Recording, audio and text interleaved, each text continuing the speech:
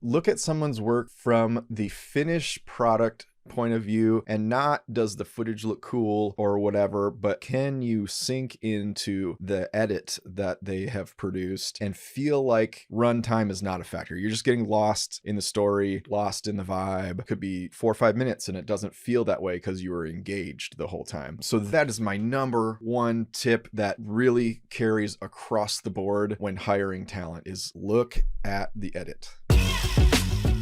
Hey, welcome to the Higher Ed Storytelling University podcast on the EdUp Experience Podcast Network. This is a show dedicated to helping higher ed marketers tell better stories, create better content, and enroll more students. My name's John Azoni. I'm the founder at Unveiled, and we're a video production company working specifically with college marketing teams to make it easy for them to scale up and even automate their student and alumni success stories through our subscription approach. And you can learn more about that at unveiled.tv. That's UNVEILD.tv. If you're listening to this podcast for the first time, go ahead and subscribe. We'd love to have you. And if you're wanting your college and university's content to resonate on a deeper emotional level with prospective students, with alumni, with parents, whatever, I want you to subscribe to my free newsletter. Every week I send out tips and insights on creating more emotionally resonant content, including examples and best practices from other institutions, articles and blog posts, that week's podcast episode, and much more. So head over to unveiled.tv/newsletter and sign up. All right, let's get on with the show.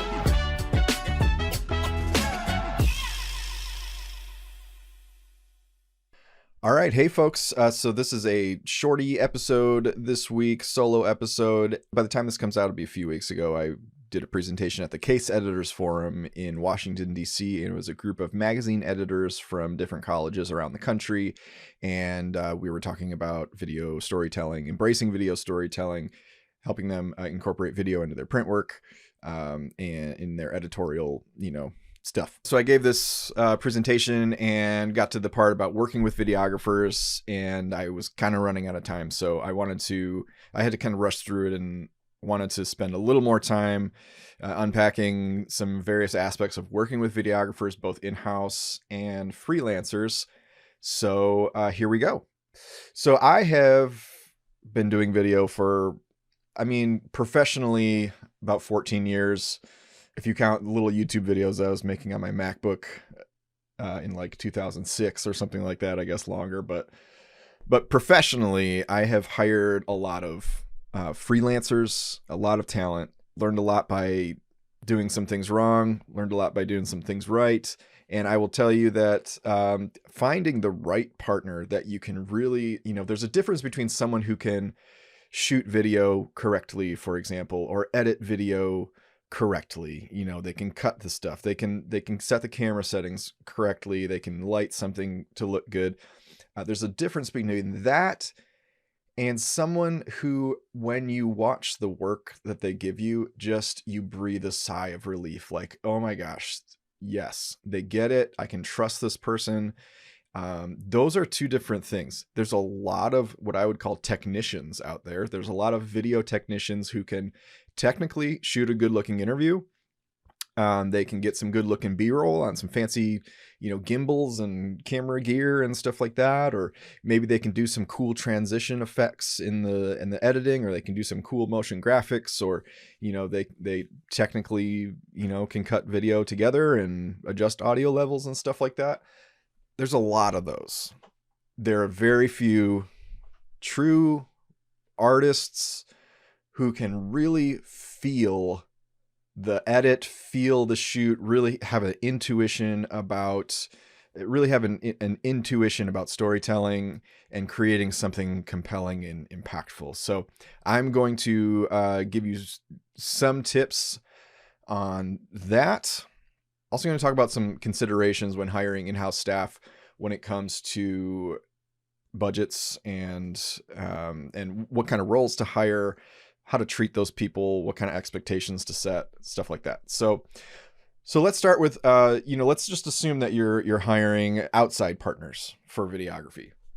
Here is my number one tip. If you take nothing else away from this, it would be hire good editors. Hire a good editor. So look at someone's work from the finished product point of view, and not does the footage look cool or whatever, but does the edit tell a compelling story or make you feel something? Does it create a vibe that sinks in with you? Can you sink into the story, or is stuff just distracting, or is it boring? Does it start off really boring and continues to be boring, and you're just like, oh my gosh, when is this 30-second video going to be over? Because it feels like I've been watching this for 5 minutes. Those are all things you want to look for. Really, like, kind of, it comes down to, can you sink into the edit that they have produced and feel like time is not a factor. Run time is not a factor. You're just getting lost in the story, lost in the vibe, and it doesn't feel long. It could be 4 or 5 minutes and it doesn't feel that way because you were engaged the whole time. So that is my number one tip that really carries across the board when hiring talent, is look at the edit, because editing is where it can all fall apart. So I did a tour of this coffee roasting company one time with some coworkers, and it was this like real small batch, like really, like they're really intense about coffee roasting, and they know all this stuff, and they've got all this fancy equipment and stuff like that. So we were doing this tour, and the roaster guy, I don't know, roasting technician, was telling us about the science of coffee roasting and all this stuff. And he's all this like really technical stuff. And he was showing us the different processes that the beans go through, the different stages of roasting, and what that does to the flavor, and what's happening, and the sugars coming out, and all this stuff. And it's this very, it can be this very complicated, delicate process, right? And then he said something that stuck with me, and I always think about this when it comes to hiring video. And he said, you can do all the fanciest stuff with coffee roasting. You can have all the fanciest techniques and take the most delicate care to producing the finest roasted coffee in the world. You can source the beans from Guatemala and fair trade and blah, blah, blah. And you can have all these wonderful components, and you could roast it perfectly. And then you hand that to a barista that's just going to dump hot water on the grounds, and it's going to all fall apart. So it's like, it almost at that point doesn't matter so much what happens in the roasting process and how much care you took. It can all fall apart in the brewing process. And it really, you have to pair a quality coffee roaster with someone that knows what they're doing with those coffee beans, and knows how to draw out the most flavor. Now, I know nothing about that. When I brew coffee, it's not a scientific process for me. I've not been formally trained on how to brew coffee. I don't know anything that goes into it. I know that there's beans, and you can grind them up to varying levels of fineness or roughness or whatever, and you can pour hot water on them in various different ways, and then you get coffee. So that's about where my knowledge of coffee ends. I generally like coffee a little bit. I find that it tastes better if you do whenever I do a French press, there's just an extra richness about it. I feel like, I don't know why, I don't know the science behind it, but I tend to gravitate from making coffee at home towards French press. And I'm probably just ruining some coffee roasters' magic art. I am probably not the one they want to hand their work off to brew coffee for myself. So, but you know what? It works for me. But that's how I think of editing. And ever since he said that, I have thought about that in terms of, like, that's exactly how I think about videography. You could hire the most world famous cinematographer or director. You can have Steven Spielberg make this movie for you, or this college marketing video for you. Let's say you somehow had the budget to have Steven Spielberg make a college marketing video for you, and you get like Morgan Freeman to be the narrator, and you got like Tom Cruise, and I don't know, who are some famous actors these days. I don't watch a whole lot of movies, so I don't know. Kevin Costner from Yellowstone. That's more my speed. But But you could get the top talent. But let's just focus on Steven Spielberg here. He's the filmmaker. You could get Steven Spielberg to make you a great marketing video, right? And then you hand that to someone that's more of like an editing technician, and that could be such a boring video, right? Like it can all fall apart in the edit. And so that's why I think you need to work backwards from the edit. So to me, so much art happens in the editing process that really you can start there and go like, does this person know how to edit well? And because if they do, they're probably going to be a good director. The filmmaking techniques, all that stuff can be learned, how to light, how to do audio, all that stuff like that. But like editing is such an intuition, and you really want someone who has that intuition working with your brand, because you want that process to be a collaborative process, and you don't want to have to hire someone that you have to tell them every button to push and every thing to point the camera at and everything like that. Like you want them to just catch the vision and bring you a product that just makes you feel like, wow, like I could not have done this on my own. And this just accurately reflects all the emotions that I want someone to feel when they watch this. I'm inspired and I can sink into the story, and it kind of transports me, and I don't feel like it's long. I feel like time is kind of moving by fast or whatever watching this. So those are things that then you can work backwards from, because when someone is a good editor, and then they're on set and they're directing a shoot, or they're doing the shoot, they're running the camera themselves, they know what they want in the edits, or what to give an editor if they have a separate editor. They think like an editor, and you want someone filming that is thinking like an editor, because that is like the crux of the project is the edit. You want someone to be running this interview that's going to be listening to their responses and going, did I get a complete thought? Will that statement hold up in the edit, or do I have to get them to restate it maybe a different way? Am I getting enough of the right shots? Am I getting enough to establish a scene and then really tell the story within that scene? Because that's what you need for the edit, is you need kind of a well-rounded set of B-roll that's going to give you a comprehensive view of the story that you're telling. So someone that's good at editing is going to think like an editor when they're shooting, when they're lighting something, they're going to be trying to capture the mood of what they want for the edit. So all of this stuff, it all centers around the edit.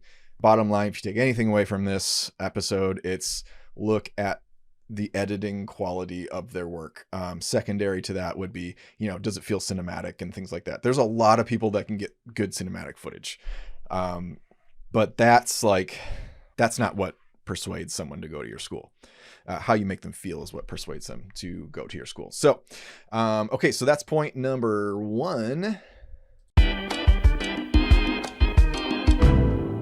Quick break here to tell you about a thing that all the cool higher ed marketers are doing. They've all subscribed to the Higher Ed Storytellers Digest. It's my weekly email newsletter where I unpack practical tips, insights, and inspiration for creating more emotionally resonant content for their institutions. And guess what?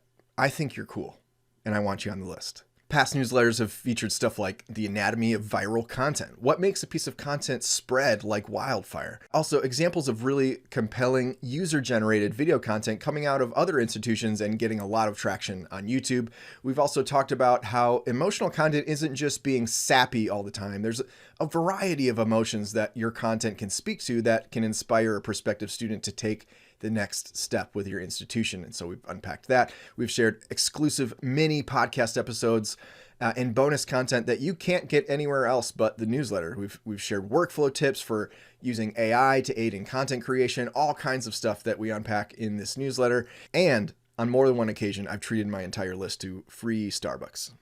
I make no promises, but just saying, it's been done twice. You'll also stay up to date on the latest episodes from this podcast. So if email is a better way for you to subscribe to a podcast, this is the way. So head over to unveiled.tv/newsletter and sign up. And when you sign up, you'll be given immediate access to all the previous editions of the newsletter, so you can binge the various topics that we've touched on and links and resources we've shared, all that stuff. So do that, unveiled.tv/newsletter.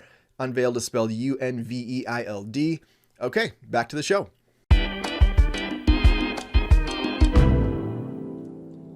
This next part comes into play when hiring anyone. And what I mentioned before is like, you want to hire someone that is just like, it's like this sigh of relief, right? Like I've hired a lot of editors before where I wish I had just done it myself. By the time I get, a couple rounds of revisions in, I'm just like, this is just an uphill battle. And this feels like more work. Like I outsourced a project so that it could make my life easier. And here I am basically like pulling teeth to get it how I want it. And that can come into play when you are working on a logistical level with a video company. So that can come into play creatively. So, like I said, those are the creative things to look for. It all kind of centers around the edit, but then making a video is a logistically complicated process, right? So there's a lot of scheduling and a lot of coordinating and a lot of creative concepting that has to happen. And then out of that creative concepting, it's like, okay, well, how are we going to make that happen? So I had a friend of mine call me up, and her church was doing a video for some series. I can't remember what it was. It was like something about like moms or something like that. And she wanted to do this sort of like narrative thing of like mom driving the kids to hockey practice. And she had this whole like narrative idea. And in her mind, she was like, that's the simplest way to do it, because like, here's the story. We just film those scenes and that's easy. But in my mind, I was like, actually, that's more complicated, because who's the mom going to be? Who are the kids going to be? Who has hockey stuff that we can borrow? We got to get the props. Whose car are we going to use? And then, there are a bunch of other logistical components. Like, it seems like, I'm just saying this and you could just like, okay, we'll just hire a mom with a few kids of her own and grab some hockey equipment, and she'll just drive her own car. There were some other logistical components in here because there was like some other scenes too, but you really have to go like, okay, well, where's this, and this? Everything that is in that shot has a logistical task associated with it. And so when you're making a video, there are a lot of these logistical components, even like a documentary style video. So let's say you're doing a student story, and the student is a business school student, and they went to your school, and they had a great class experience. They loved their professors, and they loved the community that they developed there, and so many friends, and the dorm life and whatever. And now they've got this great job, and they're doing all this cool business stuff. Well, let's unpack that, because in order to tell that story, first of all, you have to find the person that is going to be the subject of this video. But then they're talking about classroom experience. Can you get into a classroom? When can you get into a classroom? Can you get into one of her classes? Can you get into one of her classes on the day that you have her scheduled to shoot? Are you going to have to get permission for that? Do you have to get, I don't know, waiver, whatever, media releases, whatever, signed from everyone in that classroom? So that's just getting one classroom shot. And then she's talking about having a close relationship with the professor. So do we need to schedule, do we need to wait till class ends and then get this her working with this professor? Okay, so now she's talking about student life and stuff like that. So, well, there's no one on campus at this point in the day when you're going to shoot this student life thing. So how are you going to, so now we got to get volunteers. We got to set up a scene, or they're like sitting around drinking coffee or something like that. A lot of campuses that we film at are actually not these like really populated, like people sitting out in the quad, and there's just people walking about and drinking coffee and talking and laughing and sitting under trees and stuff like that. It's often, a lot, it's maybe the smaller colleges or sub schools of the larger college, where that's not really the campus life experience, at least not at that time of day, or it's not like that all the time. So you can't just like show up on campus at any given time and there'll just be like all these amazing opportunities to shoot student life.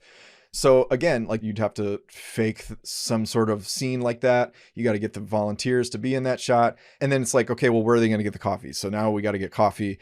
And then she works somewhere, so we got to get permission to get into the building. And then now these are people that don't have media releases signed automatically from the school.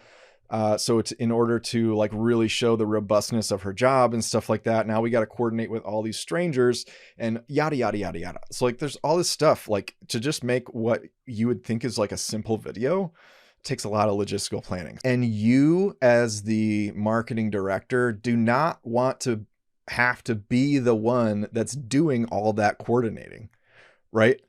Not every video is that complicated. When we work with schools, we try to pick stories that are going to be simpler to produce in a more compressed amount of time. But regardless, there are those scheduling logistics. Or what about trying to get, interviews with multiple people? So now you're scheduling multiple calendars to try to get them into these back-to-back slots on the same day. Because you can't just have, well, if you have an internal videographer, it's probably fine. But like if you're hiring an external person, you're paying them for the day. And you can't just like have them all come on, if you have 3 separate interviews, it's gonna be super expensive to have them come on 3 separate days when everyone feels like they're available. So all those things, and you want to work with a company that's going to realize that is a pain in the butt for the client to do. Scheduling and coordinating all that stuff, it's herding cats, and you want to partner with a videographer who is going to take those logistics off your hands, because there's nothing worse than paying a premium. And here I'm assuming that you're hiring outside help. Here you're hiring an outside partner. There's nothing worse than paying a premium for a really great quality video. And outsourcing, like the point of outsourcing is that you're not doing the work, you're paying the money for someone else to do the work. There's nothing worse than paying a premium and then doing the grunt work yourself. But the main school of thought really is that like you hire the video company will show up with the cameras, and they'll probably help with the creative direction and things like that, and maybe help with the interview questions. But they don't know your campus, they don't know your professors, your students, all this stuff. So like you got to coordinate all your people. You got to coordinate volunteers and scene places where, locations for where we're going to shoot this interview. And so you want to at least partner with someone that has their eyes on not wanting that to be a stressful process for you, the client. There is always going to be some work. You're never going to hand a video project off to a stranger and then magically this amazing video appears that just completely meets all your brand standards and captures all the right emotions, and you didn't have to sit in a single meeting or send a single email or get a single bit of approval from anybody. It just Mary Poppins into your lap. That's not possible, right? Like there's no one that you're going to work with where at least not an outside company to outsource to that's going to happen. But you really want to work with a partner that's going to take those logistics off your plate and really play the video producer role, not just the video technician role, not just showing up with the cameras to make your idea come to life, but really partnering with you on your idea, both creatively and logistically. So that's kind of the logistical and the creative prep component to hiring, to what to look for in a videographer that you're working with, that you're outsourcing to. And then the other thing would be B-roll. So again, the school of thought, and this goes for like photography, this goes for video, is that the raw footage, in the case of photography, raw pictures are off limits unless you pay extra money for them. It's called full buyout. When you do a project with, say, a video company, and then you get all the footage, you're doing full buyout. You're buying all the rights to the footage to use however you want, and you're taking over the copyright. But for schools, I really suggest working with a videographer that is going to give you the footage at no extra cost, because when they say that the B-roll costs extra, to me, that's a red flag that says there are other areas in their workflow where they might nickel and dime you. And so I really feel like giving the B-roll away is a really good green flag of saying this organization, this video company has your best interest in mind. And they want to be an extension of your marketing team and work for your marketing team's success, to have all the footage, to build a footage library, to do whatever you want with it without any additional costs down the road. That to me just says good partner. someone that's going to make you pay thousands of dollars just to get the raw footage that they're never going to use. They're never going to use that for anything. I don't get it. They're never going to use it. They can't sell it on stock sites because they probably don't have permission from the people in the videos to begin with. So it's just going to sit on a hard drive. Why not let you, the client, get more use out of it, and then want to come back and hire you to continue building that B-roll library and doing more projects together? But it's always like this fear-based thing of like, well, if we give them the footage, then they won't come back to hire us. Then we're just putting ourselves out of a job. And that's silly. That's really never been the case for me in my career. The clients that I've worked with through Unveiled and through the previous production company that I worked with always came back, and they came back more when you just support them with giving them the B-roll. The next consideration is budgets. So if you have a lower budget, you're going to want to look for a solo freelancer or someone that's a generalist. So there's kind of two schools of thought. Like if you're working with someone who really kind of came up in the film school environment, in my experience, it's likely that they're going to have a very traditional on-set expectations where it's like, there's a producer, separate director, separate DP, which is another way of saying cinematographer, the person that's like making everything look good, an audio technician, a gaffer. A gaffer is someone that does all the lighting.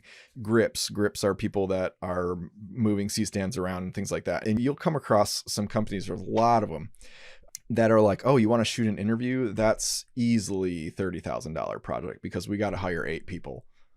And I'm like, what?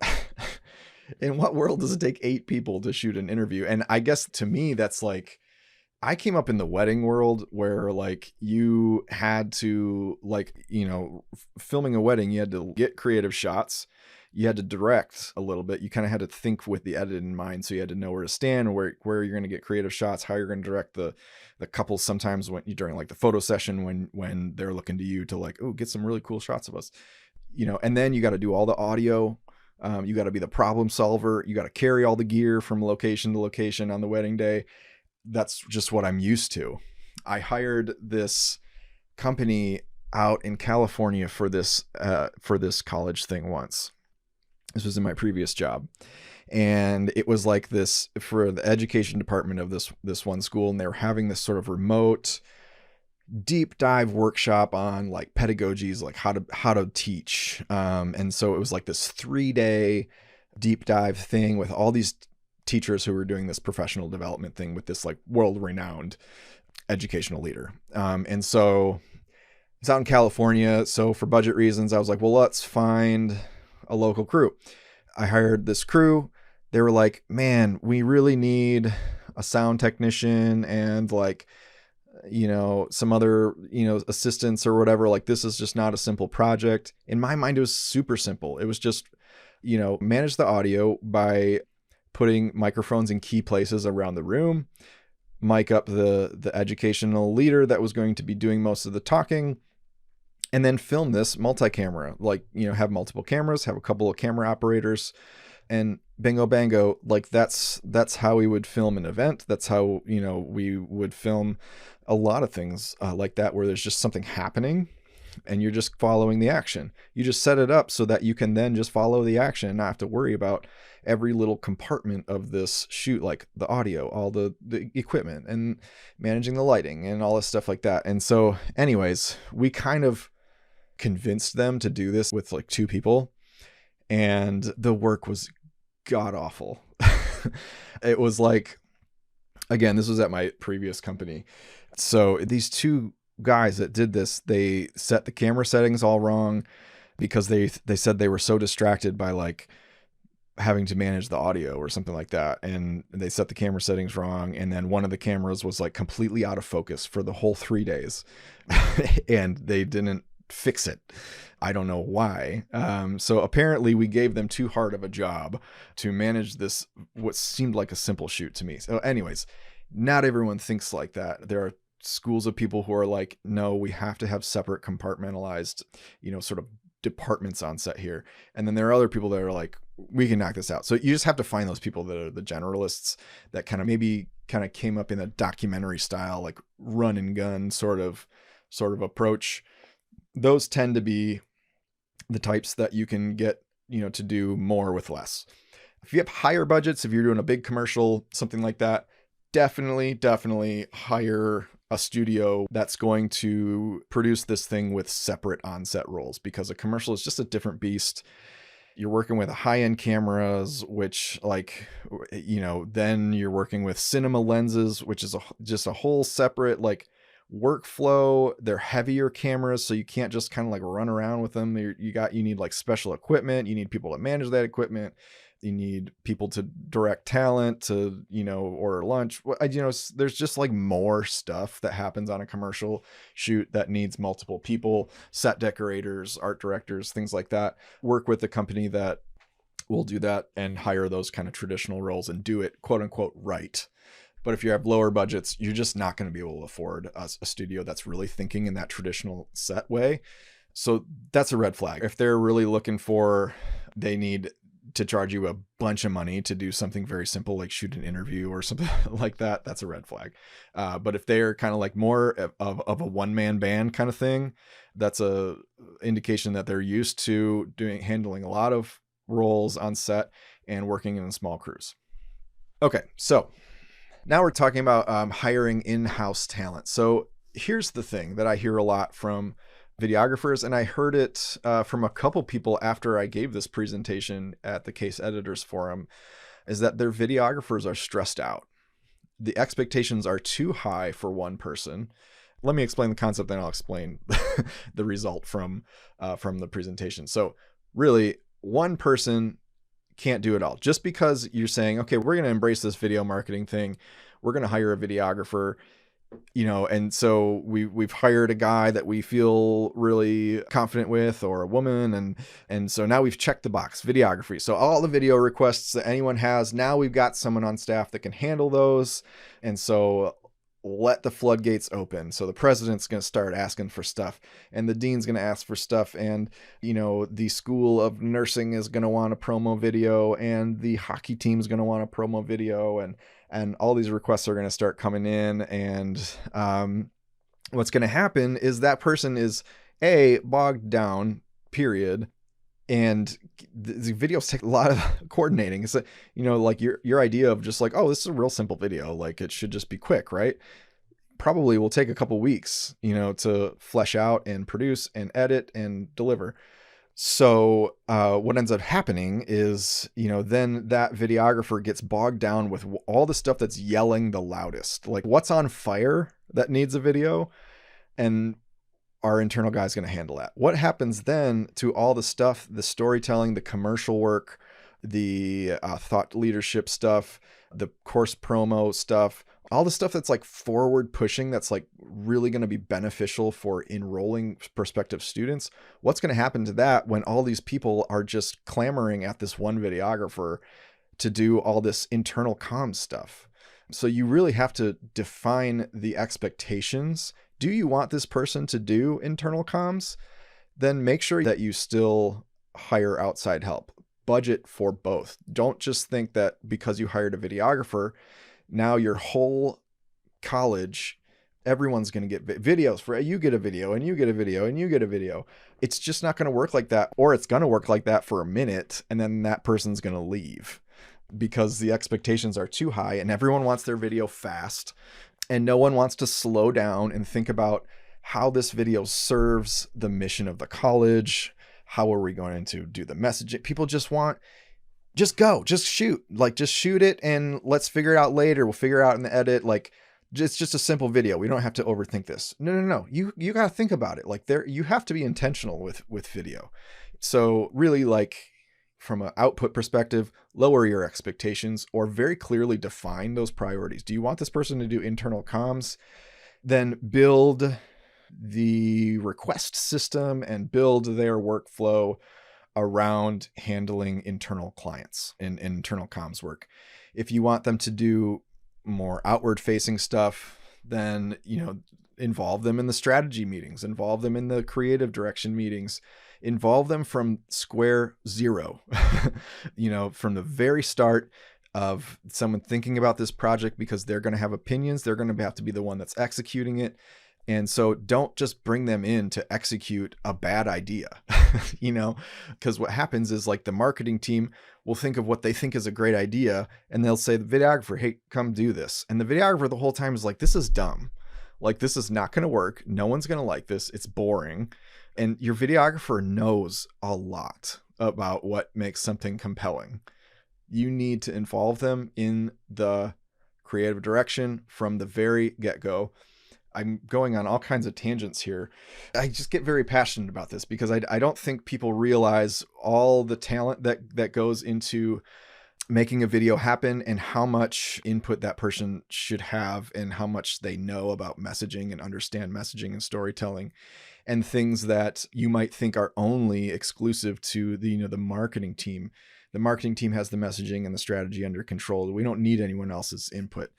But you should get the input of the people that are working on it. And I say that because you also have to include that in your expectations of prep work, that lowers the output, increases the quality of the final product. But that's why I say, like, if you're having someone do like the more forward pushing marketing, storytelling work, you should really have them be focusing on quality, involving them from the very start, not running them into the ground with videos that they would deem from their expertise as boring and unengaging and a waste of time, because you don't want a videographer working on something that they know from the get-go is going to be ineffective. Like, it would be like if you were the marketing director and your president or your CMO says, do your job this way. And then that that's a dumb idea. Like, it's not going to inspire anybody. It's not going to help prospective students, want to enroll. And yet you just are given this thing to execute. And it's so demoralizing, right? So when you involve your videographer from the get-go, you're going to increase quality. You're going to decrease output, and embrace that. If you want someone to just be a machine of like a video technician, that's totally cool. That's why it's like great for internal comms stuff, because it's like the comms people have come up with the messaging. It's not so much about marketing as it is just like getting this message across in a clear way. So it becomes more like, let's make this look good. Let's make the president look good when he's saying this thing. Let's help him say it in a way that sounds natural and not, reading off a script and stuff like that. And let's crank these out. So that's a little different. So define those priorities and lower your output expectations accordingly. And still consider outside help, but like I said, a lot of videographers internally, for better or for worse, they end up doing whatever yells the loudest, and the forward pushing stuff, the storytelling, the marketing stuff, the thought leadership stuff, the commercials, those things tend to sit on the back burner while this videographer is just kind of spinning wheels doing what everyone else wants. So I mentioned the Case Editors Forum, this presentation that I gave, and I had one person ask a question at the end at the Q&A, and then another person reached out to me directly. But both people said that, like, they realized things from what I was saying, that they realized why their videographer left. And I just thought that was super, super interesting. And the person that raised her hand in the Q&A, she said, my videographer was telling me this stuff too. They were telling me that they were overextended. They were doing too much. They didn't have the time to do the volume of work that was being given to them and whatever else. But she said, they told me this stuff and I didn't listen. And now I know why they left. And so I would love both for you to avoid that and for your videographer to avoid that. So it really should be it's a wonderful job. It's a wonderful job to be able to wake up every day and get paid to create, to make videos and stuff like that.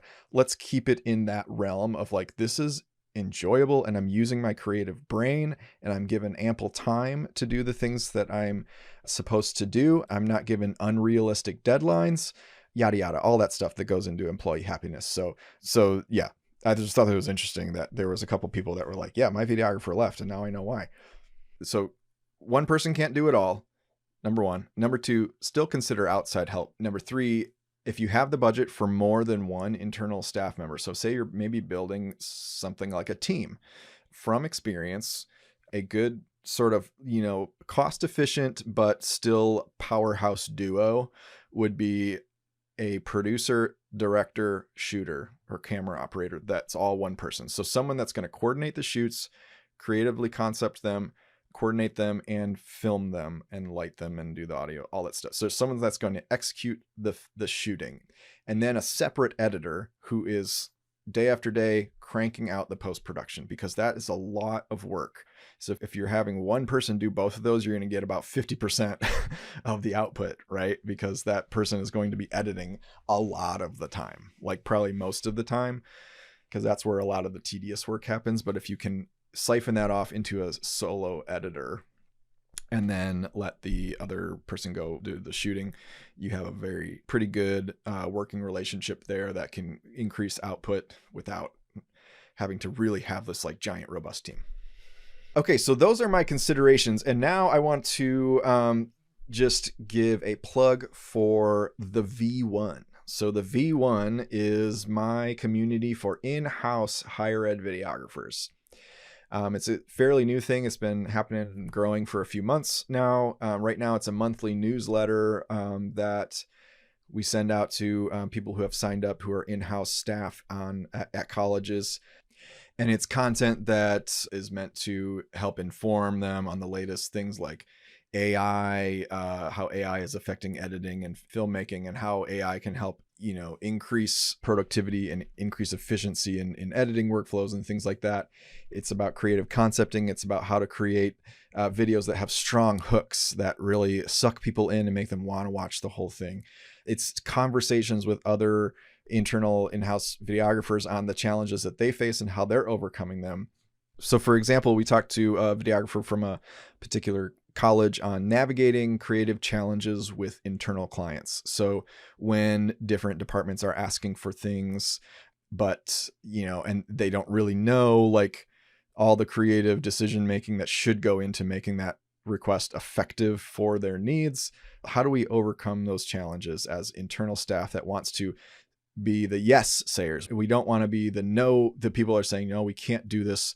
We want to be saying, yes, that's a great idea, and here's how we can make this better. So we talked about that with him. We talk about basics like frame rates, lighting, audio, all these things that like maybe you just have someone on staff that was like the social media coordinator or something like that, and they learned a little bit about video, but now you're trying to move them into like a full-time video role. Well, let's get that person trained up in how to master these sort of cinema concepts, these concepts of how do you get cinematic work and really high quality work with the gear that you have on hand or the gear that you might need. We do talk about gear. We talk about what's gear that's cost effective, that's going to help you do a lot with less, and that's going to help you create in the most efficient, best way possible.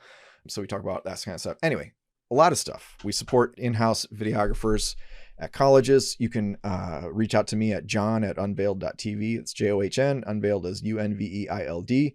If you want to get your team signed up, it's kind of like an invite only thing, because we want to make sure that this is people in this community that are active videographers, working with colleges, not just random people that want to learn video stuff. So reach out to me, introduce me to your team, and we'll get them in the mix.